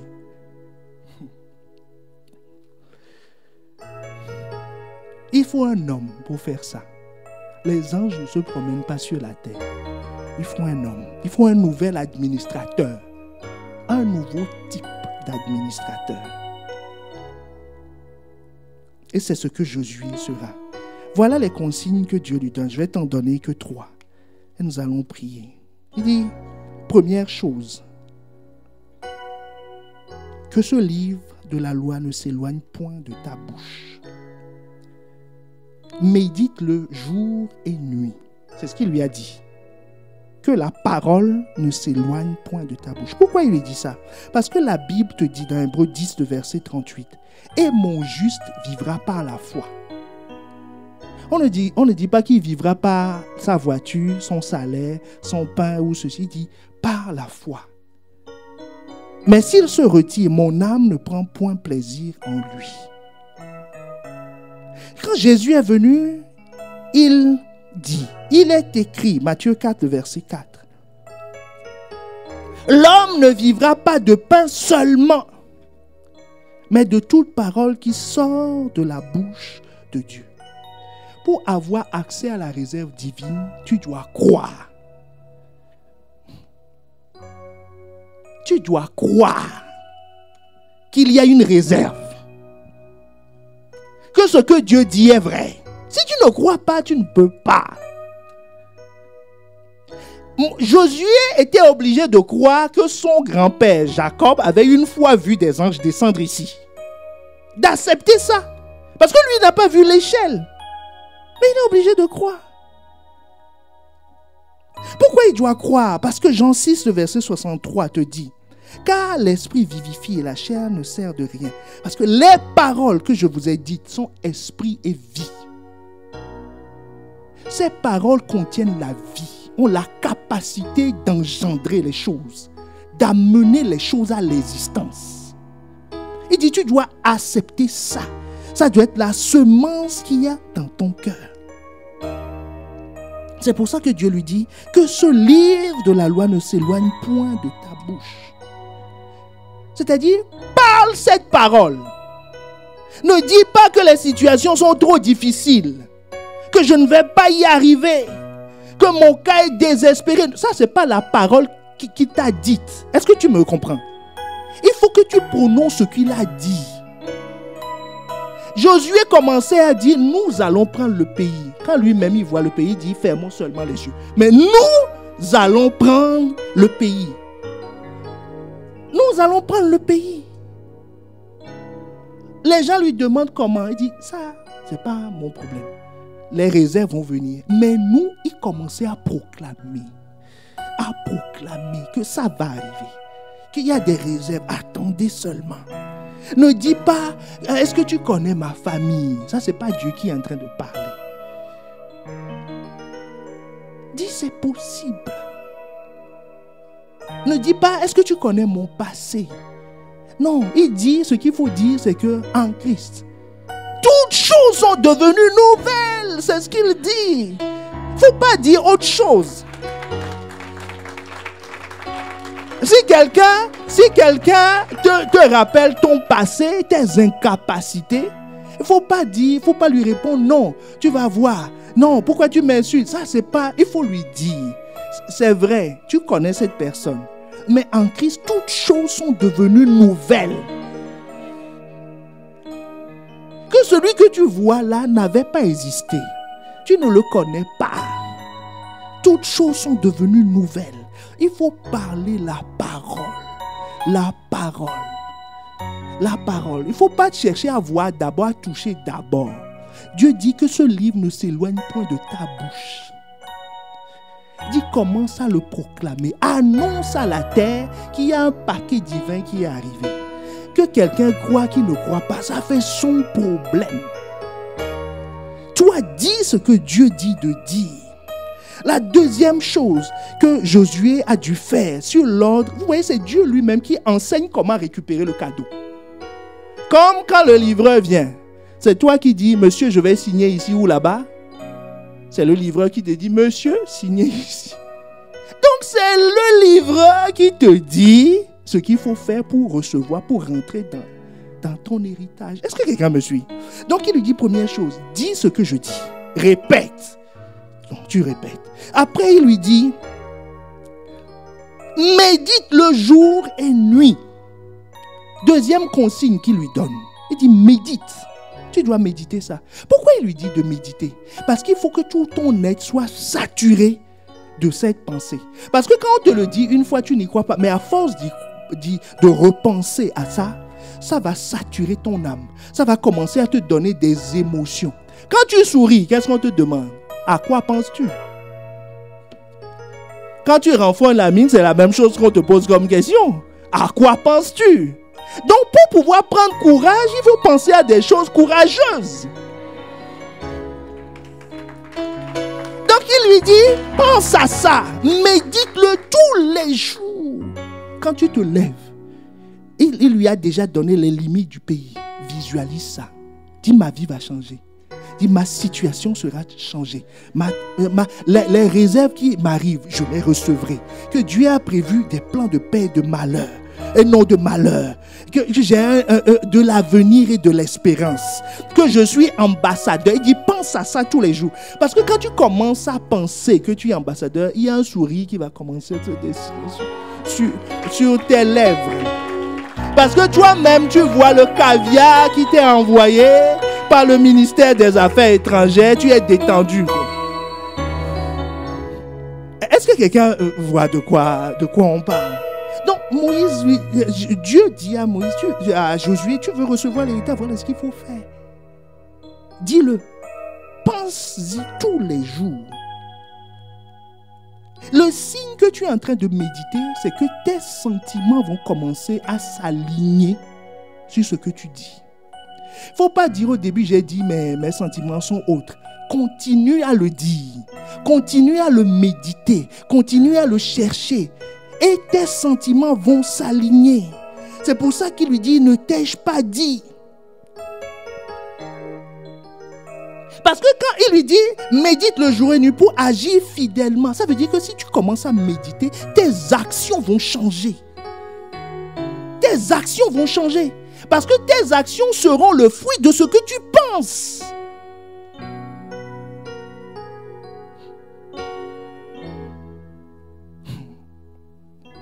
Vous voyez ce que Dieu enseigne à Josué? Il dit, dis-le, répète encore, je suis là. Répète-le. Il dit, tu vas voir, le signe, tes sentiments vont commencer à changer. Et tes façons de faire vont commencer à changer. Tout ça, c'est avec Dieu. Le pays n'est toujours pas conquis. Ça, c'était dans leur conclave qu'il disait ça. Donc le signe que tu médites et que tu es persuadé qu'il y a un sentiment de paix. C'est pour ça qu'au verset 9, il dit, ne t'ai-je pas donné cet ordre? Pour lui expliquer que c'est pas, on ne te demande pas de, si tu veux, deviens courageux. Si tu veux prendre, il dit c'est un ordre. Je te le dis. L'apôtre Paul a dit la même chose. Je vous l'ordonne, réjouissez-vous.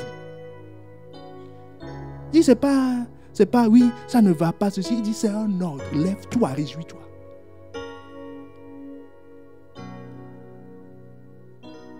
Donc, il faut accepter la parole. Et la deuxième chose que tu dois faire, c'est que tu dois prendre des décisions. Parce que Dieu lui a dit quoi? Tout lieu que foulera la plante de tes pieds, je te le donne. Donc, si il dit non, c'est vraiment un moment béni. J'ai médité et puis il se tient là. Donc, il y a des actions que tu dois poser après. Te lever et poser des actions. Il lui a dit, va conquérir le pays. Et c'est ce qu'il a fait. Au verset 10, Josué est sorti. Bon, on peut l'appeler Jésus aussi, c'est le même nom. Josué est sorti de la rencontre avec Dieu, verset 10. Écoute ce qu'il dit. Maintenant, la traduction dans le monde naturel. Est-ce que quelqu'un voit la chose? Il a pris le paquet dans le monde spirituel. Mais dites-le, tout ça, ce n'est pas la conquête du pays. C'est pas encore... Mais dans le monde spirituel, c'est déjà conquis. Donc, on lui dit, maintenant, transfère ce que tu as reçu là-bas, ici. Donc, quand il est sorti, Josué a mis sa veste. Il dit conseil des représentants du peuple. Tout le monde, les officiers du peuple, comme la Bible dit. Donc, le chef de l'État, le nouveau chef de l'État va faire un discours et il leur explique. Verset 10, Josué donna cet ordre aux officiers du peuple. Donc là, maintenant, on est dans le niveau administratif. Est-ce que tu me suis? Il dit, parcourez le pays. Voilà les ordres. Parcourez le pays. Et voici ce que vous commanderez au peuple, ce que vous allez dire. Il dit, écoutez-moi bien, monsieur les préfets, là. Ce que vous allez dire. Qu'est-ce que Dieu lui a dit? Que ce livre ne s'éloigne point de ta bouche. Il dit au peuple, à ses officiers, vous allez parcourir le peuple. C'est-à-dire, vos pieds vont fouler. Ça, c'est le décret d'application. Est-ce que quelqu'un voit la chose? C'est le décret d'application de la consigne qu'il vient de recevoir. Il dit, vous allez parcourir le pays. Et voici ce que vous commanderez, donc ce que vous direz au peuple. Préparez vos provisions, car dans 3 jours, vous passerez ce Jourdain pour aller conquérir le pays dont l'Éternel, votre Dieu, vous donne la possession. Il a dit, tout le monde, rassemblement, que les forces soient en présence, soient rangées, préparez les provisions. Nous levons, dans 3 jours, le pays est conquis. Est-ce que quelqu'un a assisté à sa réunion, là où il a reçu le paquet? Non, tu vois, maintenant, il y a une traduction administrative. Des procédures qui sont mises en place, un système qui est mis en place. Les gens qui le voient, les officiers, disent, ah bon, oui, commandant, qu'est-ce qu'on fait? Il dit, organisez-vous, parcourez le pays, voilà le pays, voilà ce qu'il faut faire. Il faut que la provision que Dieu t'envoie soit traduite dans le monde naturel. Qu'elle soit traduite dans le monde naturel. Que tu manifestes les plans de Dieu. Et la clé que Dieu lui donne, c'est que c'est moi qui vais t'accompagner. Parce qu'est-ce qu'il lui dit? Il lui dit, car l'Éternel, ton Dieu, verset 9, est avec toi dans tout ce que tu entreprendras. C'est pour ça que le psalmiste peut dire, Psaume 142, le verset 5. L'Éternel, c'est à toi que je prie. Je dis, tu es mon refuge, ma part sur la terre des vivants. Dans la version Semeur, nous lisons, ô Éternel, je fais appel à toi, je m'écrie, tu es mon seul abri. Tu es mon seul bien, tu es mon bien au pays des vivants. Est-ce que quelqu'un me suit? Josué a compris que son bien, c'est Dieu avec lui. C'est tout ce que Dieu peut te donner. Ne vois pas les diamants. Lui-même sera avec toi. Sa parole sera avec toi. C'est pour ça qu'il lui dit, médite le jour et nuit. Prends cette parole, qu'elle soit continuellement avec toi. Si elle est continuellement avec toi, moi-même, je suis avec toi. C'est comme ça que Josué a pris le pays. Est-ce que tu me suis? C'est comme ça qu'il a pris le pays. Il est rentré dans son héritage. Parce que la provision est liée à la présence du pourvoyeur. Cet élément manquait au fils prodigue. Quand il a quitté la maison de son père, il avait un salaire là où il allait. Mais ça ne lui suffisait pas. Mais quand il est revenu, quand il était dans la présence du Père, tout à coup, il avait à manger. Est-ce que quelqu'un me suit? Ta vraie provision, c'est Dieu lui-même. Ta vraie provision, c'est Dieu lui-même. Si tu es dans sa présence, parce que tu transportes sa parole, tu ne manqueras de rien du tout. Est-ce que ça parle à quelqu'un? Est-ce que quelqu'un veut rentrer dans la provision divine? La question c'est où? D'où tires-tu ton bien? Donc, il faut que tu prennes conscience de ça, que ton seul abri, que ta seule source, c'est lui. Et nous allons prier sur ça. Mon cœur te chantera.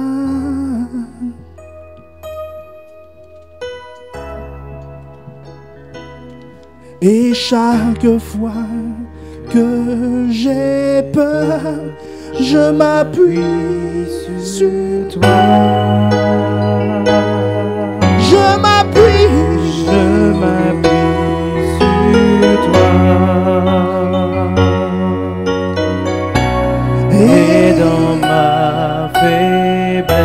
Et dans ma faiblesse,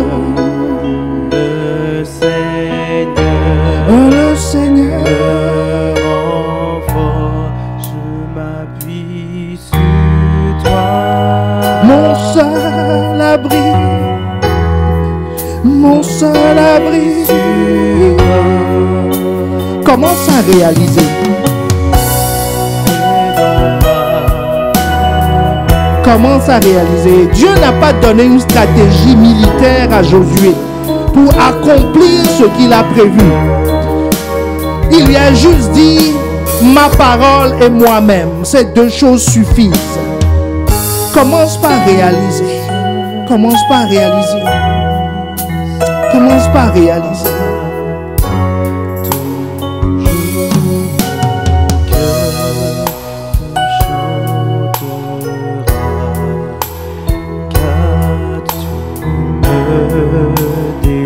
Élève la voix et réalise. Dis Seigneur, je veux que ma réserve soit cachée en toi. Que ma cachée en toi. Que ma réserve soit cachée en toi. Mon seul abri, c'est toi. Toujours mon cœur te chantera. Car tu me délivres. Et chaque fois que j'ai peur, je m'appuie sur toi. Mon seul abri. Je Mon seul abri. sur toi. Mon seul abri, c'est toi. Et dans Je dis mon seul abri, c'est toi, mon roi. Tu es ma seule source.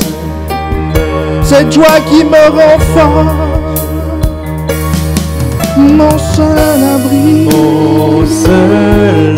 mon seul abri, c'est toi.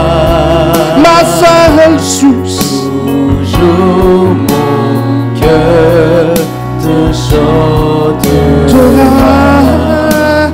Car tu me délivres. Et chaque fois que j'ai peur, chaque fois que j'ai peur, je m'appuie sur toi. Je m'appuie. Chaque fois que j'ai des craintes, je m'appuie sur toi. Chaque fois que mon cœur balance à je dis, tu es ma force, tu es mon seul bien. Tu es tout pour moi. Oh, je m'appuie, je me repose. Je dis, je m'appuie, je me repose sur toi. Ah, parce que à qui d'autre irais-je, assis seul toi. Je suis ambassadeur, nous sommes ton épouse, et toi tu nous dois assistance. Je m'appuie sur les espaces que tu as prévus pour approvisionner une vie. Je m'appuie sur toi. Je me repose sur toi. Ma vie est fondée sur toi. C'est pour cela que je n'ai pas peur. Je m'appuie. Ah, je dis, je m'appuie.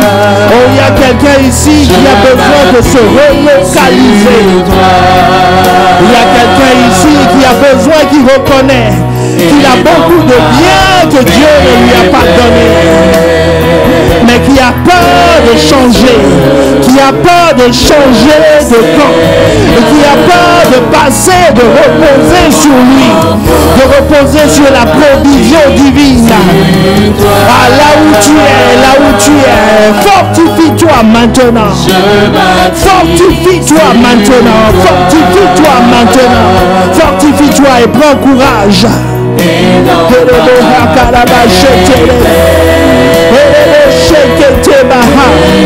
Ah, le Seigneur. Ah, je dis le Seigneur. Ah, le Seigneur te renforce.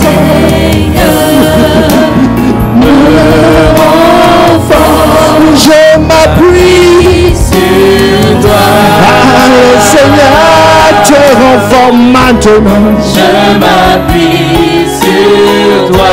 Ah, il te donne la capacité de faire le choix que Moïse a fait. La capacité d'accepter, de renoncer. À ce que peut donner l'argent.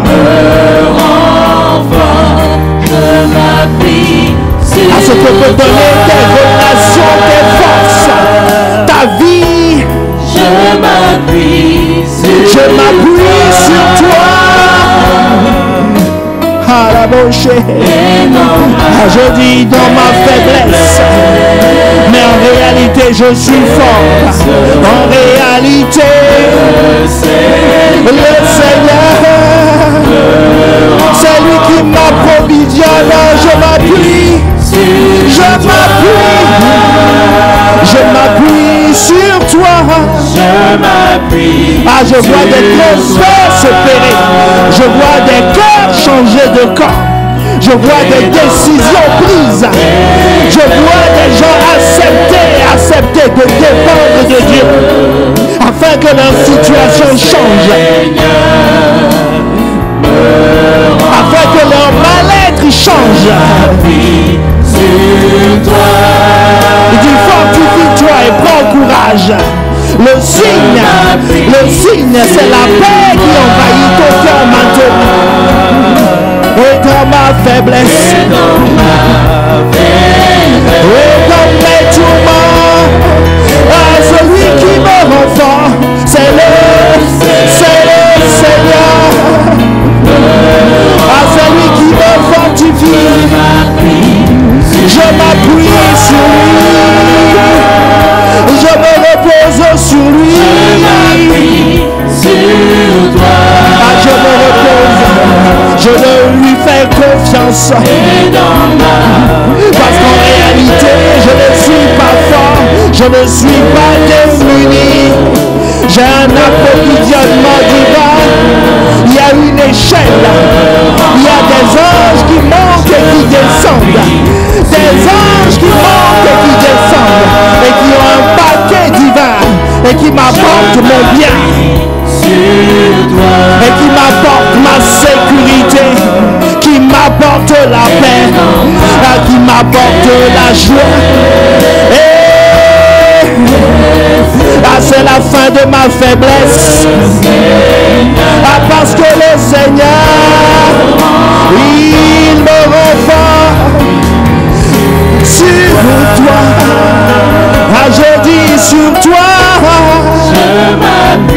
Je dis sur lui. Je dis en lui j'ai la vie. En lui j'ai la provision.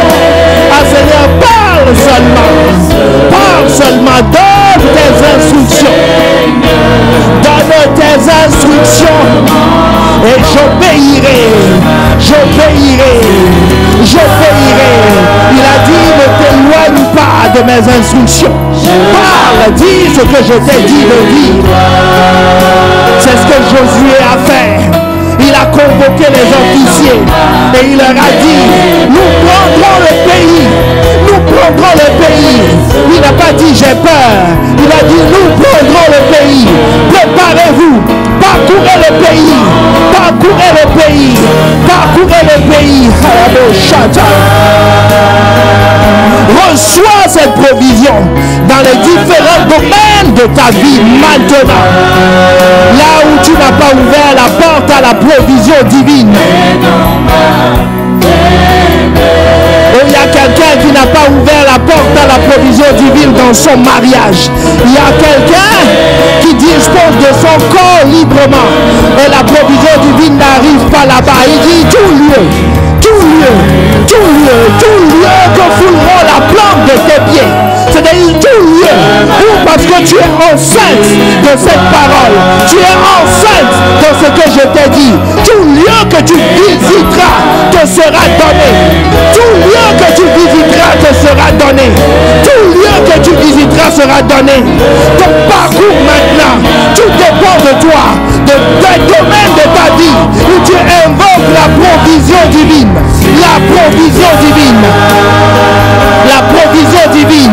Si tu l'invites et tu dis je veux de ta provision, tu le verras se manifester.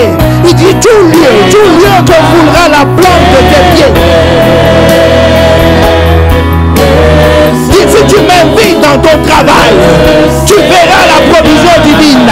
Si tu m'invites dans ta relation avec moi, tu verras la provision divine. Si tu demandes une direction, tu auras la provision divine. Tout dépend de toi, ça ne dépend pas de lui. Tout dépend des endroits que tes pieds ont foulés. Les endroits que tes pieds ont foulés. C'est l'ordre qu'il a donné à Josué. Il lui a dit tout lieu, tout endroit que foulera la plante de tes pieds.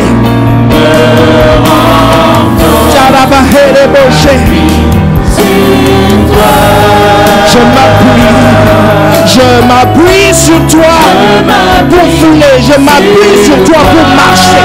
Je m'appuie sur toi pour t'inviter. Je m'appuie sur toi pour transporter la provision divine.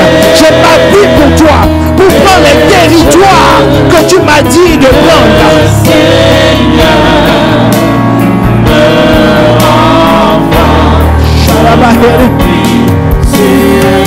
Josué s'est appuyé sur cette parole. Il a pris un territoire dont il n'avait pas entendu parler. Mais Dieu lui a dit, c'est moi qui te parle, lève-toi, fortifie-toi, prends courage. Parce que j'ai promis cette terre à ton père Jacob. Et c'est toi qui le feras. Le Seigneur me renforce, je m'appuie sur toi.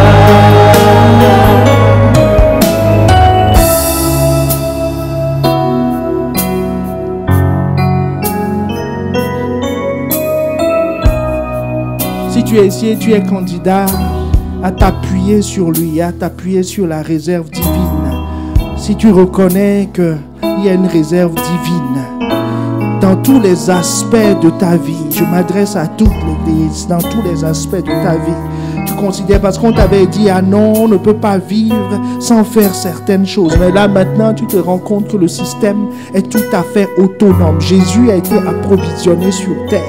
Donc, dans tous les aspects de ta vie, si tu restes connecté à l'Église, si tu es toi-même un ambassadeur, puis connecté au groupe des ambassadeurs, qu'est l'épouse de Christ, approvisionnement garanti. Si telle est ta décision, je m'adresse à toute l'Église, si telle est ta décision, qu'aujourd'hui, tu veux passer pleinement,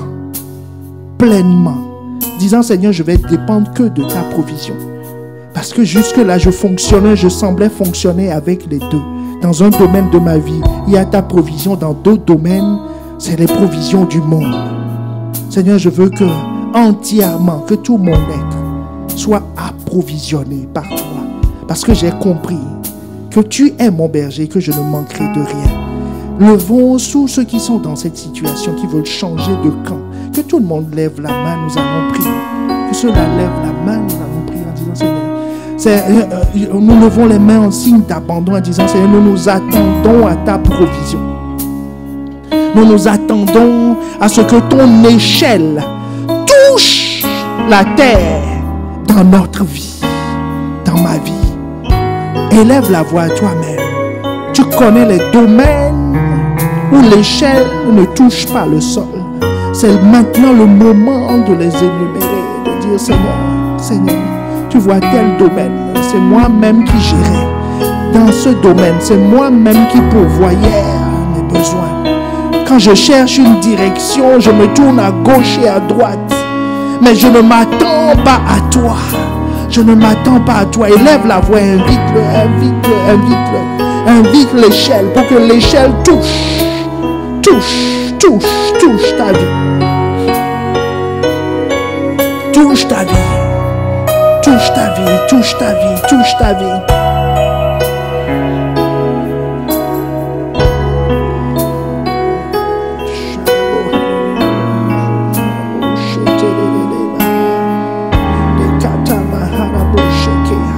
Je vois les provisions divines. Que les provisions divines, que les anges montent et descendent sur ta vie maintenant. Sur ta vie maintenant. Afin que tu sois ambassadeur. Que tu profites du cadre juridique des ambassadeurs de Christ. Que ta vie soit approvisionnée pour parler de la part de ton pays.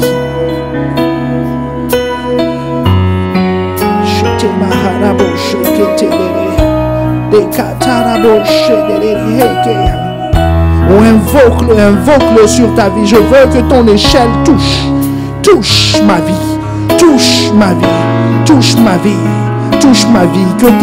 Que tes paquets descendent. Seigneur, je te confie l'église. Que tes paquets arrivent. Encore plus. Seigneur, élargis l'entrepôt. Mets plus de dépôts pour ceux qui souffrent, pour ceux qui ont faim, ceux qui ont soif. Seigneur, puisse s'approvisionner. Seigneur, élargis.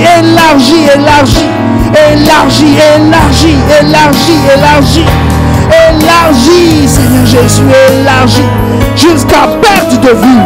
Seigneur, que mes yeux ne puissent même pas voir les limites de l'entrepôt. Seigneur, que tes paquets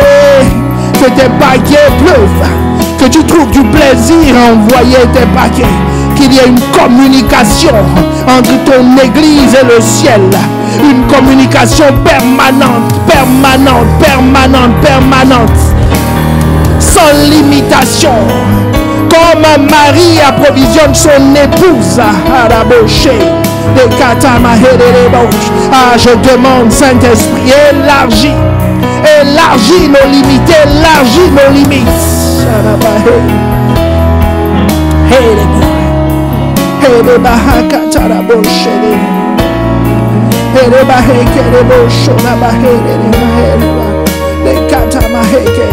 Seigneur, approvisionne. Seigneur, que quiconque vient, Seigneur, soit abreuvé.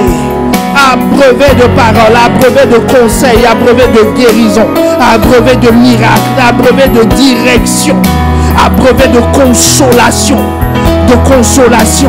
Seigneur, que tout ce que tu as prévu dans les cieux, toutes sortes de bénédictions spirituelles, Seigneur, vienne, Seigneur, surprends-nous. Tu n'as pas donné de nom, tu as dit toutes sortes.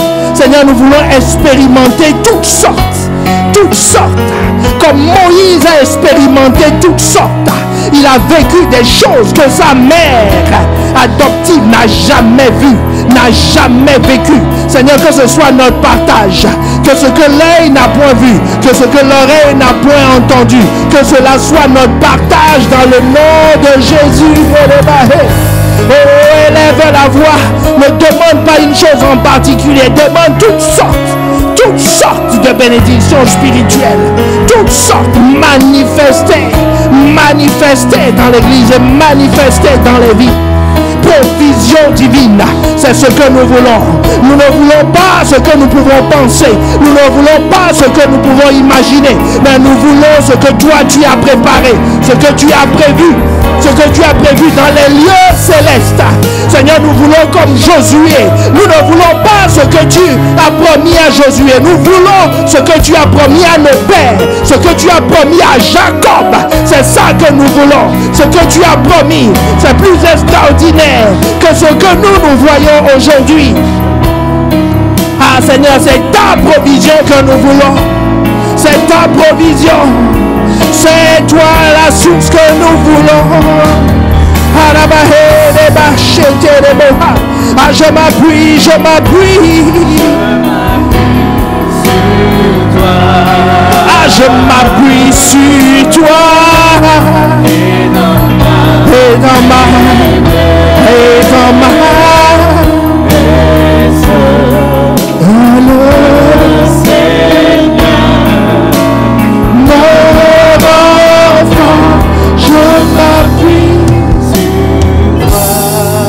Si tu es ici et que tu n'as jamais donné ta vie à Christ,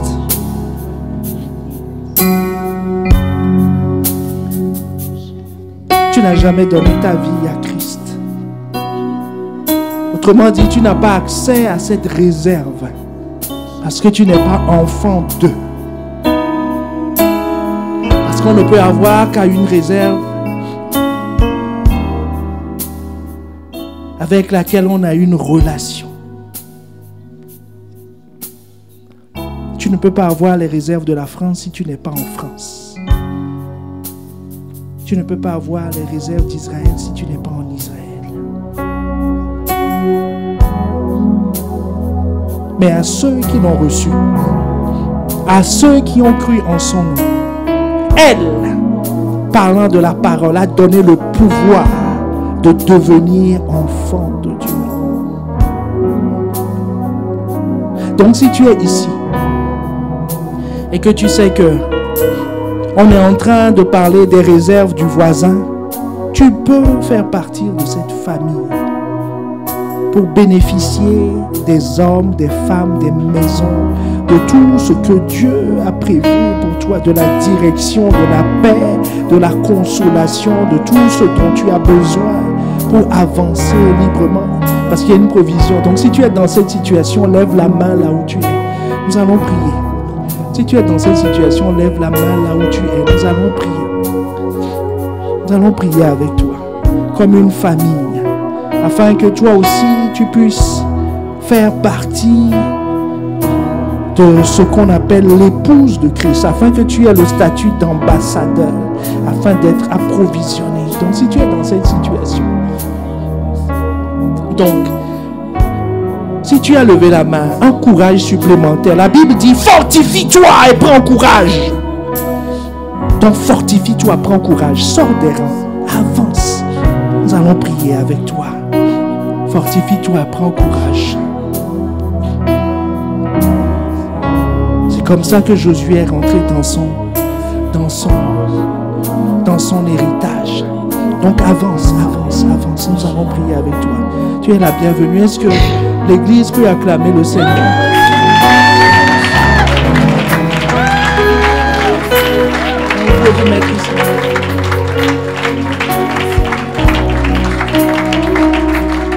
Aujourd'hui, il y a l'écluse.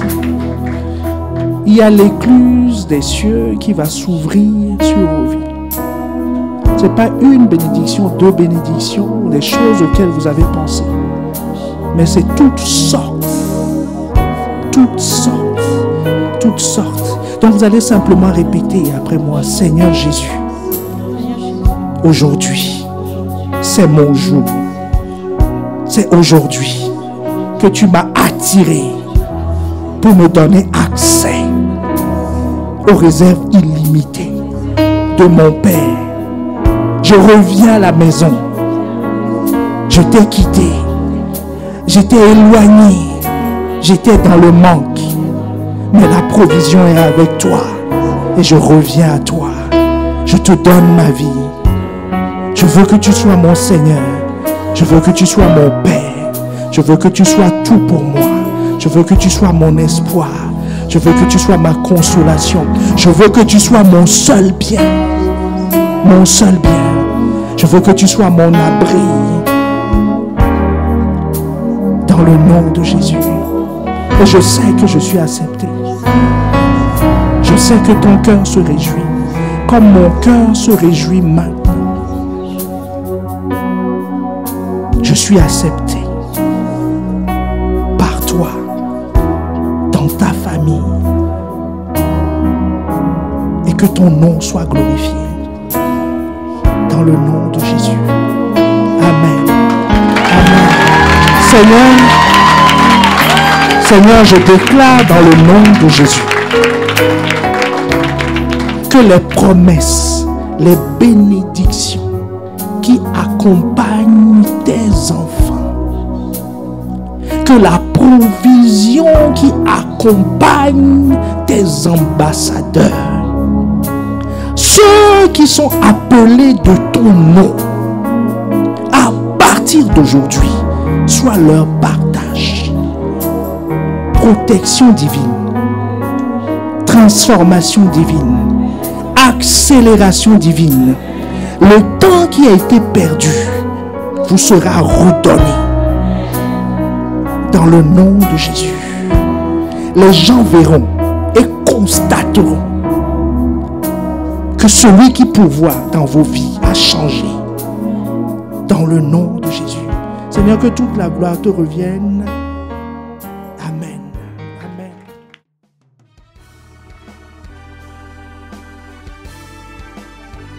Nous espérons vivement que vous avez été édifiés par ce message. Pour en savoir plus sur notre Église, rendez-vous sur notre page Facebook Impact Centre Chrétien-Campus Lille ou téléphonez-nous au 33 7 83 88 23 16. À très bientôt et que Dieu vous bénisse.